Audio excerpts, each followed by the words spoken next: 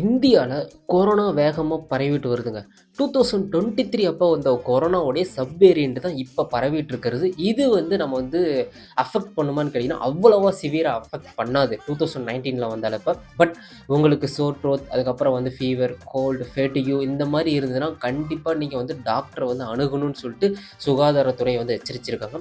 300 pluses active கேஸஸ்ல இந்தியால கரண்ட்ல பதிவாயிருக்கு. Day by day 10, 5 இந்த மாரி அதிகரிச்சுட்டு வருதுன்னு சொல்லிட்டு சுகாதாரத்துறை அறிவிச்சிருக்காங்க. குறிப்பா சவுத் இந்தியால கேரளால மட்டும் 90 பிளஸ் கேஸஸ், தமிழகத்துல 70 பிளஸ் கேஸஸ், அதுக்கப்புறம் மகாராஷ்டிரால 60 பிளஸ் கேஸஸ் பதிவாயிருக்கு.